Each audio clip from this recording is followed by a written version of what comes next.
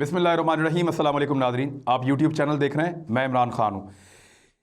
Opposition कहती है कि हमने एनआरओ नहीं मांगा, हुकूमत कहती है कि अपोजिशन ने एनआरओ मांगा। कभी हुकूमत के लोग ये कहते हैं कि हमसे पहले ये रब्ता किया करते थे और अब बराह रास्त इमरान खान से रब्ता करते हुए कतराते हैं। मैं वैसे आपको एक चीज़ बता देता हूँ। होता ये है कि आदमी की रेपुटेशन से बहुत फ़र्क पड़ता है। एक मिसाल आपको देता हूँ कि जब मैं नया नया जर्नलिज्म में आया तो और मैं जर्नलिज्म ऐसे ही करता था, सख्त सवालात करता था और सवालात का जवाब भी मांगता था और कई दफ़ा मुअत्तल हुआ, कई दफ़ा मुझे सज़ाएं भी मिली, कई दफ़ा मेरे ऊपर मुकदमा तक दर्ज हुए, लेकिन इसके बावजूद मैं अपना काम करता रहा। तो एक वक्त आया कि मेरे से मायूस हो गए ऐसे लोग जिनको लगता था कि इसको कभी अपनी तरफ कर लेंगे या समझा लेंगे। वो मायूस हो गया, मुझे कोई ऑफ़र नहीं करता, कोई मुझे नहीं कहता कि ये तेरा ये फ़ायदा कर देते हैं, नुकसान कर देते हैं। उन्हें पता है कि इसको यानी डराने का क्या फ़ायदा, ख़रीदने का क्या फ़ायदा। तो आपकी एक वो बन जाता है इमेज वक्त के साथ साथ। तो लोगों को आइडिया हो जाता है कि इस बंदे पे ये वाला कोशिश करने की ज़रूरत नहीं है, ये वाली बात ये वाला बंदा नहीं मानेगा। बेशुमार बंदों के बारे में आपको पता है, बेशुमार बंदों के बारे में आपको पता है पाकिस्तान में कि ये बंदा इस बात के ऊपर कॉम्प्रोमाइज़ नहीं करेगा। जैसे बेशतर पाकिस्तानी जो हैं वो पाकिस्तानियत पे कॉम्प्रोमाइज़ नहीं करते, जैसे बेशतर पाकिस्तानी और मुसलमान जो हैं वो नबी करीम सल्लल्लाहु अलैहि वसल्लम की नबूवत के मामलात के ऊपर कॉम्प्रोमाइज़ नहीं करते। और कई लोग अपने ईमान के मामलात पे कॉम्प्रोमाइज़ नहीं करते, कई लोग नमाज के मामले में कॉम्प्रोमाइज़ नहीं करते, कई लोग झूठ नहीं बोलते, सच पे कॉम्प्रोमाइज़ नहीं करते। इसी तरह कई लोग हैं उनको ख़रीदा नहीं जा सकता और उनका नशा ही ये होता है कि वो ऐसे हैं कि वो अनबायेबल हैं, यानी वो उनको ख़रीदा नहीं जा सकता, बाय नहीं किया जा सकता। तो हर एक का अपना अपना एक उसूल होता है। तो इमरान खान साहब से, वज़ीर-ए-आज़म पाकिस्तान से अपोजिशन मायूस हो गई। इससे बात करने का फ़ायदा ही कोई नहीं। जाकर आप क्या कहेंगे कि आप डील दे दें, आप एनआरओ दे दें, आप ये कर दें, वो कर दें। फ़ौज ने कोशिश की, नवाज शरीफ साहब को जैसे भी निकाला गया पाकिस्तान से बाहर, इमरान खान साहब ने सख्त मुखालफत की थी। वो अब तक दबाव ले रहे हैं, बैरून मुल्क का भी, अंदरून मुल्क का भी, लेकिन वो किसी किस्म का एनआरओ नहीं दे रहे। अब जो एनआरओ लोग कहते हैं कि उन्होंने कभी नहीं मांगा, आज मैं आपके सामने सारे सबूत रखूंगा कि एनआरओ मांगा और किस तरह मांगा और क्या क्या मांगा। मैं वो सारी तफसीलात लेकर आया हूं। जो फैटफ का जब बिल आया था तो उस वक्त अपोजिशन ने कहा था कि हम फैटफ के अंदर आपकी मदद करते हैं, आप नैब के तरामीम जो है वो साथ ही कर दें। और नैब की तरामीम जो अपोजिशन मांग रही थी वो आज मैं आपके सामने खोल कर रखने वाला हूं कि वो कौन सा एनआरओ है जो अपोजिशन मांग रही थी और जिससे देने से इमरान खान साहब ने इनकार किया था। इवन उन्होंने ये तक कह दिया था कि जाते हैं तो जाएं, फैटफ का बिल नहीं मंजूर करते ना करें, मैं ये एनआरओ नहीं दूंगा। और ये तो एनआरओ है। अब इमरान खान साहब कहते हैं ये एनआरओ है, अपोजिशन कहती है हम तो तजवीज़ दे रहे थे। मैं आपको पढ़ के सुनाता हूं, आप फैसला करें कि ये एनआरओ है या नहीं, और मुझे मैसेज करके बताइएगा कि आपको ये एनआरओ लगता है या नहीं लगता। ज़रूर कीजिएगा ताकि मुझे लगे कि मेरी राय आपसे मिलती है या नहीं। नंबर 1, नैब एक्ट का इतलाक 1999 के बाद से हो, ये तरमीम, इसमें चौधरी शुगर मिल का जो केस है वो ख़त्म हो जाएगा। 1985 से 1999 के दौर में जो है वो बहुत सारे कर्जे माफ़ करवाए गए थे, जिनमें नून लीग के लोग थे और पीपल्स पार्टी के लोग थे। वो दोनों ये चाहते हैं कि वो जो कर्जे माफ़ करवाए गए थे उनकी बैलेंस शीट ख़त्म हो जाए और उनकी नई बैलेंस शीट 1999 के बाद से या उसके बाद के दौर से देखी जाए, ताकि जो है वो ये क्लियर हो जाए। तो इसलिए नैब एक्ट का इतलाक 1999 के बाद से हो, ये पहली शिक है। दूसरी, 1 अरब रुपए से कम की करप्शन नहीं होगी। नैब 1 अरब रुपए से कम का केस नहीं सुनेगा। तकरीबन 2-3 दर्जन केसेस हैं मुख्तलिफ सियासी रहनुमाओं पे जो बच जाते हैं इस तरमीम के बाद। अब इनमें जो चीदा शहबाज शरीफ साहब हैं, राना सनाउल्लाह साहब हैं, ख्वाजा आसिफ साहब हैं और बहुत सारे और लोग हैं, 2 दर्जन के करीब लोग हैं, पीपल्स पार्टी के बहुत सारे लोग हैं और ये लोग बच जाते हैं। इवन फजलुर रहमान साहब की पार्टी के लोग भी हैं। तो इसलिए ये एक तरमीम आई थी। तीसरी तरमीम, नैब के दायरा कार से मनी लॉन्ड्रिंग को निकाल दिया जाए। अगर ये निकाल दिया जाएगा तो फिर नवाज शरीफ साहब के बच्चे बच जाएंगे। फिर कोई आपसे एवन फील्ड रेफरेंस के बारे में नहीं पूछेगा, उन फ्लैट्स का नहीं पूछेगा, बैरून मुल्क जायदाद के बारे में नहीं पूछेगा, स्विस अकाउंट्स के बारे में कोई नहीं पूछेगा। तो मनी लॉन्ड्रिंग को निकालेंगे तो मनी लॉन्ड्रिंग अच्छा ये नहीं होती कि पाकिस्तान से बाहर पैसा भेजना। मनी लॉन्ड्रिंग उसको भी करते हैं, कहते हैं जो पाकिस्तान के अंदर भी आप इलीगल तरीके से पैसे को घुमा फिरा रहे होते हैं। तो मनी लॉन्ड्रिंग को निकाल देंगे तो आसिफ अली जरदारी के फेक अकाउंट जो हैं, फेक अकाउंट का जो केस है वो खत्म हो जाएगा। शहबाज शरीफ साहब का टीटी स्कैंडल खत्म हो जाएगा, मरियम नवाज का टीटी स्कैंडल खत्म हो जाएगा, फरियाल तालपुर के तमाम केसेस खत्म हो जाएंगे। नंबर 4, अपोजिशन के मुसवदे में नैब के दायरा कार से असासा रिकवरी का जुर्म निकालने की तरमीम थी। नहीं, जो असासे हैं उनकी रिकवरी का मामला भी इसमें से नैब में से निकाल दिया जाए। असासा रिकवरी के नैब के इख्तियार से हटाने से आसिफ अली जरदारी साहब, नवाज शरीफ साहब, मरियम नवाज साहबा और खुर्शीद शाह वगैरह बरी हो जाएंगे बड़े आराम से। तो ये एक और था। पांचवा, बैरून मुल्क से आए सबूत बराह रास्त अदालत में पेश नहीं किए जा सकेंगे। अब ये कहाँ पेश किए जाएंगे, इस बारे में उनकी अपनी एक राय थी। जितना पैसा है इन सियासतदानों का वो पाकिस्तान से बाहर गया है। चौधरी बरादरन हांगकांग से लेकर दुनिया के कई मुल्कों में उनके पैसे हैं। इसी तरह जो आपके शरीफ फैमिली है उनका लंदन, यूरोप, अमेरिका, सऊदीया, बहुत सारी जगहों पे, दुबई, गल्फ में उनका पैसा है। इसी तरह जो जरदारी साहब है उनका पैसा कई मुल्कों में है। तो अगर ये बाहर से जो इन्फॉर्मेशन आती है कि हमारे मुल्क में इन लोगों की इतनी इतनी प्रॉपर्टीज़ हैं, अगर आप उनकी इन्फॉर्मेशन इकट्ठी करके यहाँ पाकिस्तान में पहुँचाते हैं तो इसको आप बतौर सबूत अदालत में पेश करते हैं, तो वो कह रहे हैं जी उसको अदालत में बतौर सबूत पेश ना किया जाए। ये शिक कौन फ़ायदा लेगा, आपको पता है। नंबर 6, नैब चेयरमैन की मुद्दत 3 साल कर दी जाए। क्यों जी? ताकि जब तक उसको समझ आए, जब तक वो काम करे, जब तक वो अपना मोमेंटम बनाए, वो फारग हो जाए और 3 साल के बाद एक नया नैब चेयरमैन आ जाए। तो इसलिए उसकी मुद्दत कम की जा रही है ताकि उसकी ग्रिप कम से कम हो, मजबूती उसकी ना हो। 7वां, 5 बरस से पुराने केसेस को नैब के जुमरे में शामिल ना करने की तजवीज़। इससे बेशुमार लोग बच जाएंगे। परवेज़ मुशर्रफ के दौर में जिन्होंने करप्शन की वो भी बच जाएंगे। इवन जो जरदारी साहब के दौर में हुई वो भी बच जाएंगे। नवाज शरीफ के दौर के इब्तदाई 2-3 साल में जो हुई वो भी बच जाएंगे। और 90s और 80s वाले तो वैसे ही बच जाएंगे। नंबर 8, नाअहली की मुद्दत 10 साल की बजाय 5 साल होनी चाहिए। नैब के केस में जो मुजरिम साबित हो जाता है ना, जिसका पता चल जाता है कि इसने करप्शन की है, नैब करप्शन को सुनता है ना। नैब कहते हैं नेशनल अकाउंटेबिलिटी ब्यूरो, यानी जो कौमी सतह पे जो एहतसाब करने वाला ब्यूरो है वो नैब है। इसको कहते हैं नैब, एक इदारा जो एहतसाब करता है। एहतसाब किसका होता है? जो करप्शन करता है। अगर आप करप्शन कर रहे हैं और आपने पैसा बना लिया है और आप पकड़े गए हैं और आपका जुर्म साबित हो गया है, आपका जुर्म साबित हो गया है, तो ऐसी सूरत में भी वो ये कह रहे हैं कि आपकी नाअहली की मुद्दत 10 के बजाय 5 साल की जाए। यानी एक आदमी है, वो पता चल गया सारी दुनिया को करप्ट है, उसको जो है नाअहल कर दिया गया अदालत से। वो कहते हैं 5 साल के लिए करें, 10 साल के लिए ना करें। करप्ट आदमी जो है ना वो 5 साल के बाद ठीक हो जाता है। तो वैसे तो मैं तो कहता हूँ उसको ता हयात नाअहल करना चाहिए, क्योंकि जिसने एक दफ़ा करप्शन की उसको तो बिल्कुल उड़ा के मार दें, उसको दोबारा मौका ही ना दें। बहुत सारे और लोग हैं उनको मौका दें, लेकिन वो कह रहे हैं कि 5 साल के बाद इंसान दूध का धुला हो जाता है, लिहाजा उसको जो है नाअहली की मुद्दत 5 साल की जाए। 9वीं तरमीम, इसके मुताबिक प्ली बार्गेन करने पर भी नाअहली 5 साल होगी। यानी आपने करप्शन की है, आपने पैसा बहुत सारा कमा लिया, मिसाल के तौर पे आपने 10-12 अरब रुपया कमा लिया, तो उसमें से 5-6 अरब रुपया आप वापस करें नैब को चक्कर दे के, और इसको कहते हैं प्ली बार्गेन। और वो आप पैसा वापस देने के बाद आपकी नाअहली जो है वो 5 साल से ज़्यादा नहीं होनी चाहिए, क्योंकि आपने करप्शन तस्लीम कर ली है, आपने कौम का पैसा वापस कर दिया है। चाहे सारा करें चाहे आधा करें, जैसे भी आप डील कर लें। वकला तो बहुत बड़े बड़े होते हैं, इनके तो पूरा पैसा कोई भी वापस नहीं करता। लिहाजा ये 5 साल की नाअहली होगी। इनको भी बाद में इलेक्शन लड़ने की इजाज़त दी जाए और बल्ले बल्ले ज़बरदस्त। 10वीं तरमीम, करप्शन केसेस में सज़ा होने तक किसी को गिरफ्तार ना किया जाए। ये बड़ी इंटरेस्टिंग है, यानी सज़ा होने तक किसी को गिरफ्तार ना किया जाए। किसी के खिलाफ जुर्म पता चला, गिरफ्तार नहीं करना। इलीगल पैसा मिल गया, गिरफ्तार नहीं करना। रिकवरियां हो रही हैं, गिरफ्तार नहीं करना।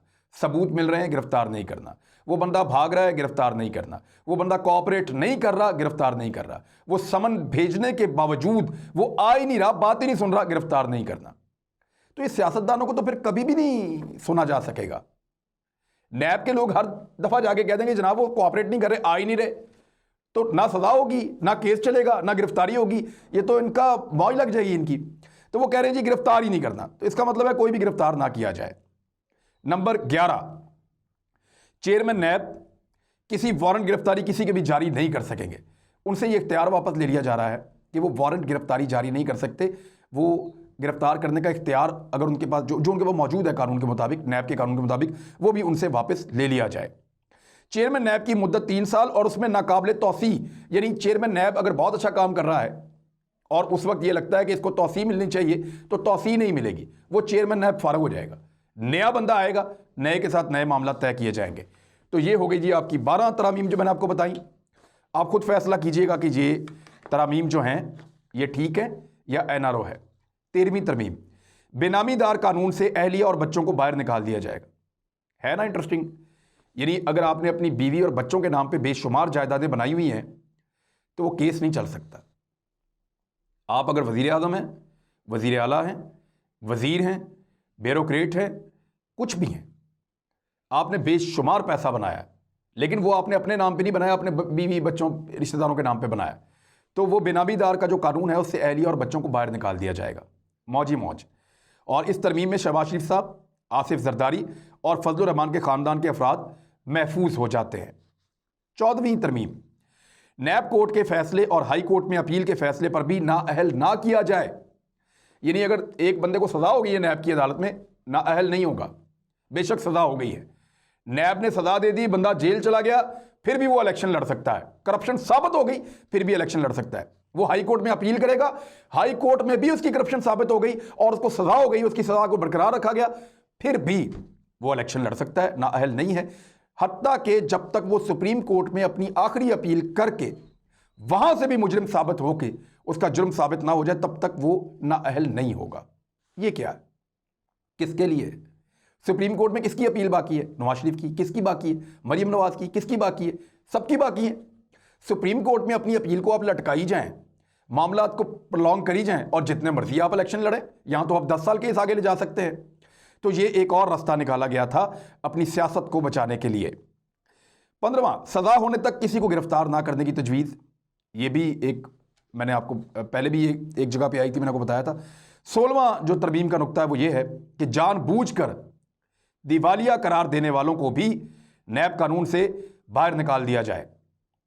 अब आप देखें ये करते क्या है, एक बहुत बड़ी मिल बनाई, बहुत बड़ी फैक्ट्री बनाई, उसके ऊपर कर्जा लिया बहुत सारा बैंकों से, कौम का पैसा अपनी फैक्ट्रियों में लगाया, बाद में वो पैसा फैक्ट्रियों में लगाने की बजाय कहीं और निकाल दिया, कोई और कारोबार कर लिया और इस फैक्ट्री को दिवालिया साबित करके कर्जा वापस नहीं किया, कर्जा माफ करवा लिया। मैं आपको फिर समझाता हूं। मिसाल के तौर पे मैं एक फैक्ट्री बनाता हूं और उसके लिए कर्जा लेता हूं बैंक से 1 अरब रुपए, उसमें से 5 या 10 करोड़ रुपया मैं लगाता हूं उस फैक्ट्री पे और बाकी 90 करोड़ रुपया मैं निकाल के साइड पे कर देता हूं। थोड़ी देर से बाद मैं कहता हूं मेरी फैक्ट्री दिवालिया हो गई, सारा पैसा डूब गया, बैंक के कर्जे माफ। ये कह रहे हैं कि इस किस्म का अगर कोई दिवालिया करता है, जानबूझकर भी करता है, तो इस शिक को, इस कानून को नैब से हटा दिया जाए। नैब इसको नहीं सुन सकता। इसका फायदा होगा सलमान शहबाज को, आसिफ जरदारी को, और शुगर मिल के लिए जो इन्होंने बैंकों से कर्जे लिए हुए हैं वो मामला खत्म हो जाता है इनका, और मुस्लिम लीग नून को एक पूरा एनआरओ मिल जाता है। उनके बहुत सारे लोगों ने ये काम किया है। 17वां, अब एक तरमीम नैब के कानून के सेक्शन 9 में पेश की गई है। सेक्शन 9 जो है इसमें डेफिनेशन है, इसमें तारीफ की गई है कि जराइम कौन कौन से हैं जो नैब के जराइम हैं, और सेक्शन 9 में 12 जराइम की तारीफ है जो इसके अंदर की गई है। अपोजिशन इन में से 6 जराइम को कौमी एहतसाब ब्यूरो से निकालना चाहती है।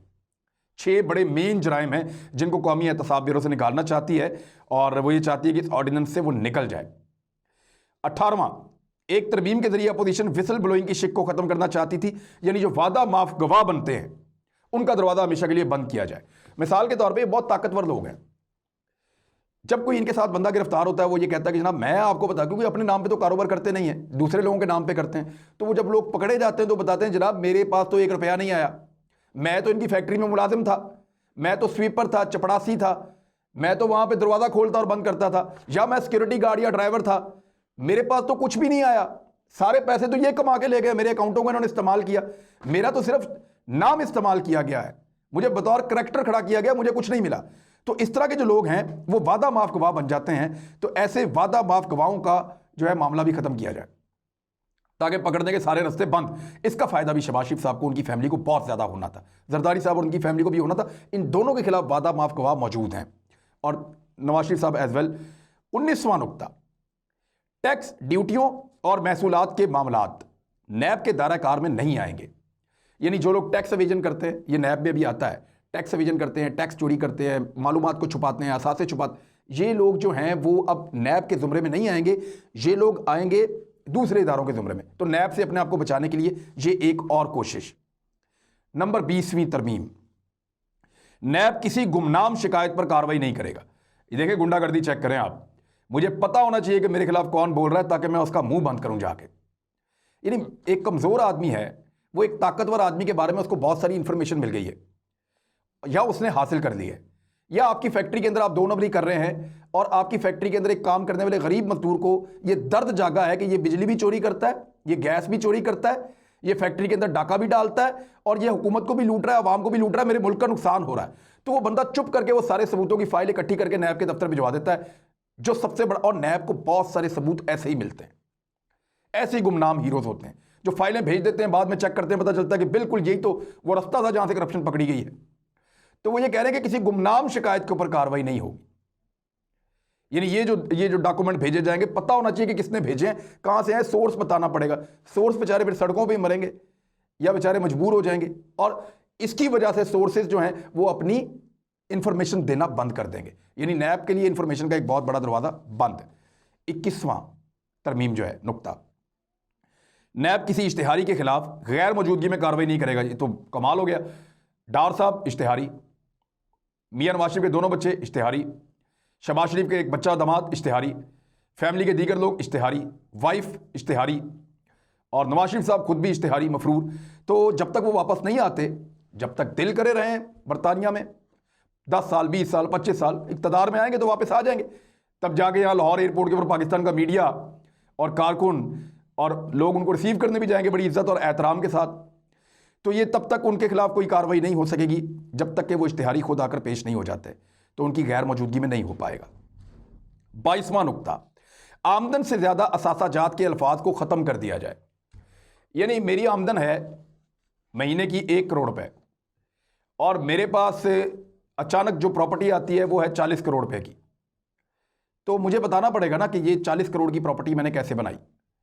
या आपके पास बहुत सारी गाड़ियां आ गई, बहुत सारे घर आ गए, बहुत सारी फैक्ट्रियां आ गई, बहुत सारी ज़मीनें आ गई, आप एक बहुत बड़े लैंड लॉर्ड बन गए, तो आपको बताना पड़ेगा ना आपने ये कहाँ से बनाया।